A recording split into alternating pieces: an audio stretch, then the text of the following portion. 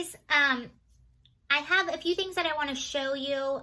Please stick around for the last video because this video perfectly exemplifies a very, very, very important part of the conversation that we are not having for some reason, and it's really frustrating for me.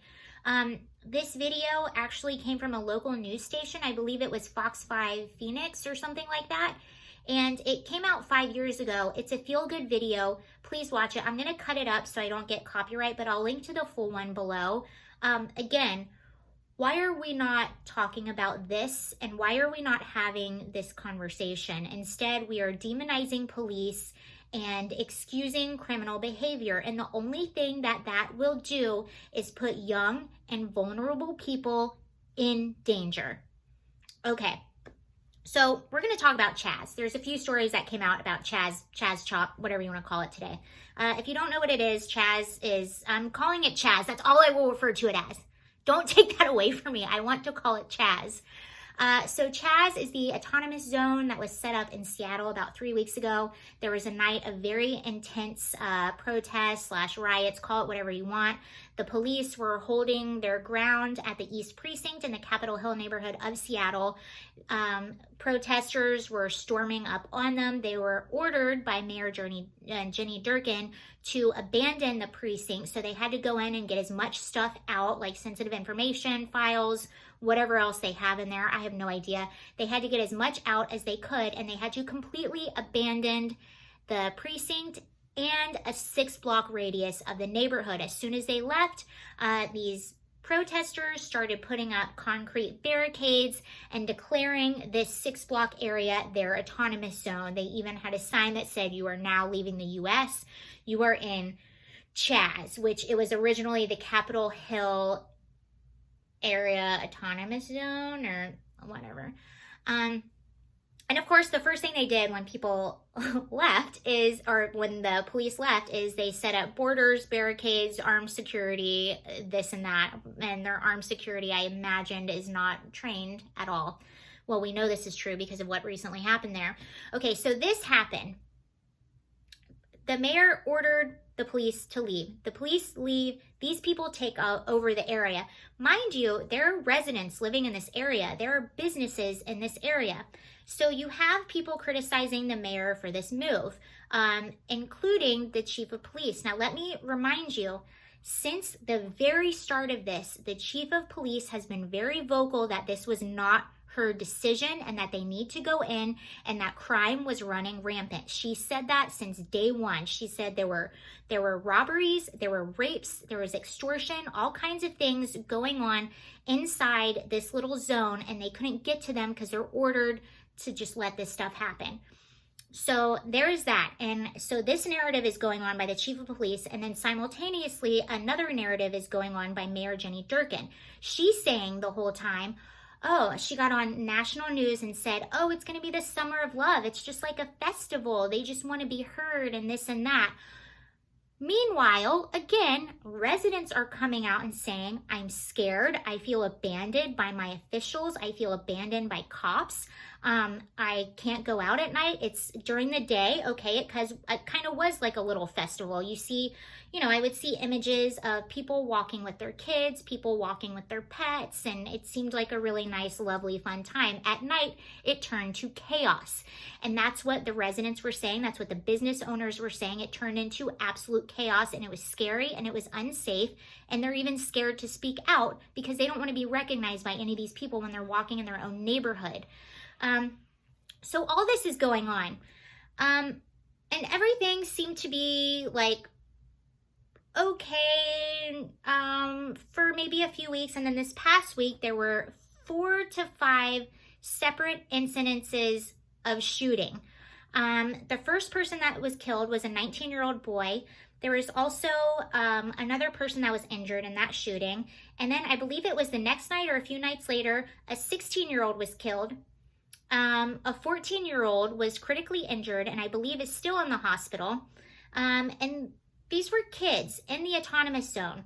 So what happens next is you have the Mayor Jenny Durkin. She comes out and she does a press conference and she says, okay, you know, violence is happening in this area, so we're going to ask the protesters to peacefully leave. We're going to put the police officers back in the East Precinct. But then nothing really happened for like a day or two, which was really strange. You had some protesters that left and some declaring, no, we're not going anywhere, we're going to stay here. So then protesters, I believe it was yesterday, actually went to Jenny Durkin's house and demanded and had a list of demands for her. This happens simultaneously. The chief of police in Seattle goes and does a press conference in CHOP or CHAZ or the autonomous zone or the chaos area or the whatever you want to call it. She goes and does a press conference, and I believe she did this to make a point. So she does a press conference in the CHAZ area around where the 16-year-old was murdered and the 14-year-old was shot. And she goes in there and she says, enough is enough. This has to stop. This has to end. People are dying. This is absolutely not okay. While she's giving this interview in the CHAZ CHOP, which Mayor Durkin says is the summer of love and peaceful, she's literally getting harassed by residents. I say residents, not the actual residents, the tax-paying residents, the residents who have jobs, the residents that pay rent. I'm talking about the people that are living on the streets in CHAZ and that are taking over and terrorizing this entire neighborhood.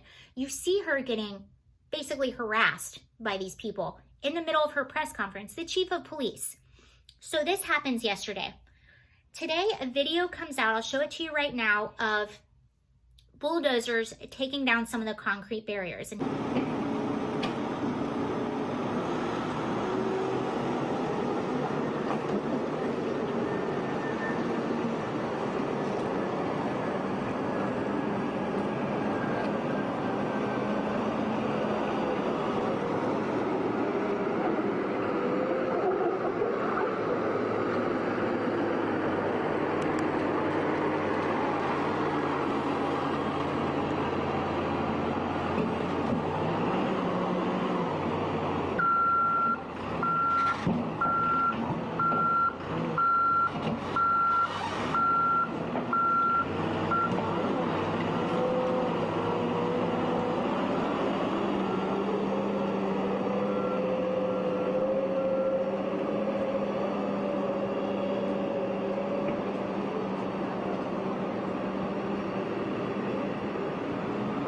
That's what's happening right now in CHAZ. Hooray, they're taking down the barriers, but I will say there's a group of protesters that are still refusing to leave.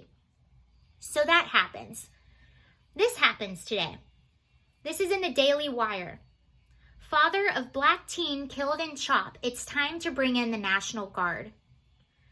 Horace Lorenzo Anderson, the father of a 19-year-old Black teen shot and killed inside Seattle's Capitol Hill occupied protest, CHOP, is speaking out and demanding the city to bring the National Guard to help break up the increasingly violent protests now in its third week.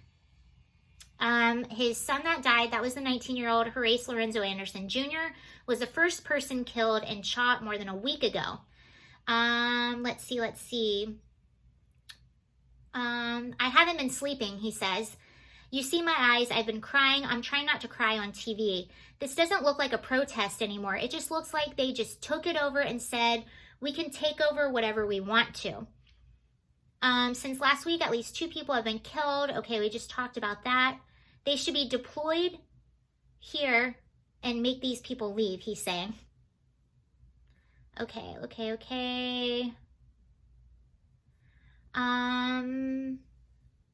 Okay, this is the part that I also wanted to say. So that's the father. I cannot imagine how the anger you must feel towards these officials that have allowed this to go on, because let's be honest, you can say this isn't political or this or that. This is not about politics at this point. It's about right and wrong. And if they would not have been allowed to take over this area, these killings would not have happened. They would not have. Also in this story, just something I wanted to point out, a federal lawsuit filed against the city of Seattle last week by long-term Capitol Hill residents and small business owner alleges that the city has deliberately allowed CHOP and its inherent lawlessness to flourish. If you want to read that story further, it's in the Daily Wire. Right now, it's still on the homepage. I just feel, I feel a little furious at these officials. I never thought I would see this, probably just like you. I would never, ever, ever thought I would see this to be allowed to happen in the United States of America. Where are the adults? Why are we not being adults? Why are these officials not being adults? As an adult, you are supposed to help guide your community. You are supposed to help make your community safe. Okay, so there's that story. And then this story, well, I just showed you the footage. This is on Fox News. Seattle CHOP barriers being cleared by city crews, cops at scene. So I'm watching this little video tidbit on Fox News, and then I see this tweet by City Council President Lorena Gonzalez of Seattle. This is what she said. I disagree with any attempt to politicize these shootings and use them as justification for Seattle PD to move back to the East Precinct after SPD made the choice to leave the building. They did not make the choice to leave the building. That was the mayor giving them orders. The chief of police has remained clear this whole time she did not want to leave the building. And by the way, this is not a partisan issue. This is about right and wrong. You, Lorena Gonzalez, are the one that is making this political. No one else, because you are ignoring the fact that people are dying in the streets because your elected officials abandoned the residents and the people in that area. That is exactly what happened. That's okay. Yeah. Okay, so you have these bulldozers that are going in and taking down the barricades. You still have a group of protesters saying that they're not leaving. The real point of this video is to ask, again, where are the adults? Where are the mature adults to take control of the situation and to teach people the difference between right or wrong? Now, I'm going to show you some clips of the video that I saw on Phoenix Fox 5. I'm not going to tell you anything about it. I'm just going to let you watch it a little bit. This is a very, very, very important part of the conversation that we seem to not be having with our youth and our people in general. And if we cared, I think this would be a part of the conversation, but apparently we don't care. And kids are just being left to their own devices to go and kill each other. Great. But I want to leave you with this video. I know I was a little angry, but this is a little heartwarming. And I'm going to really try to find something good to talk about next. I hope you enjoyed this video I'm showing you. I'm clipping it up so I don't get a copyright claim, but I'll put the full link to the YouTube video because it was really nice to watch. So, okay, here you go. I'll see you guys. Bye.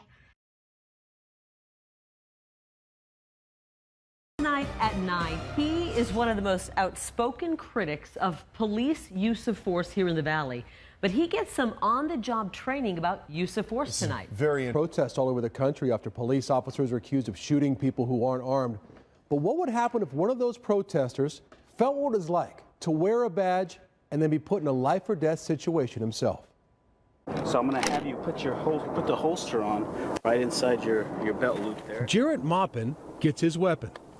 You might recognize him as a high-profile organizer in the minority community. Biggest takeaway from this exercise will be: I didn't understand how important compliance was, but after going through this, yeah, my attitude has changed. This is all unfolding in 10 to 15 seconds.